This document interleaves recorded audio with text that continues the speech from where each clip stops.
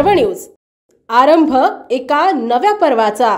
Jalgaon MIDC परिसरातील सिद्धिविनायक नावाच्या कंपनीत रविवारी रात्री 11:15च्या दरम्यान भीषण आग लागल्याचे वृत्त अग्निशमन दलाला कळताच आगीच्या ज्वाला आकाशाला भिडल्या होत्या।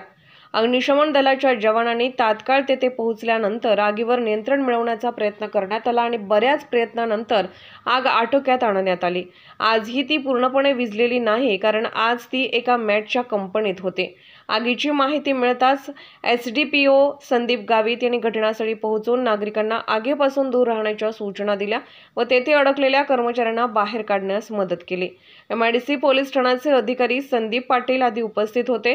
सिद्धिविनायक मॅट कंपनीचे मालक उन्मेश चौधरी यांनी सांगितले की नाईट शिफ्ट सुरू झाली असून आग लागल्याचे लक्षात येताच सर्व कर्मचाऱ्यांना तात्काळ कंपनीतून बाहेर काढण्यात आले।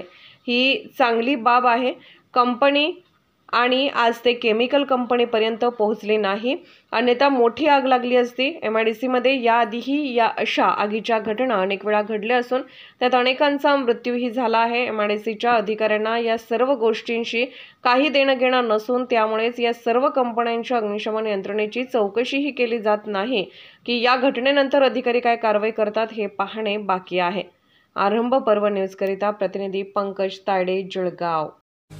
पुणे शहरातील आणि जिल्ह्यातील महत्त्वाच्या आणि ताज्या बातम्या पाहण्यासाठी आजच आमच्या आरंभ पर्व न्यूज चॅनलला YouTube वर सबस्क्राइब करा आणि बेल आयकॉन प्रेस करा।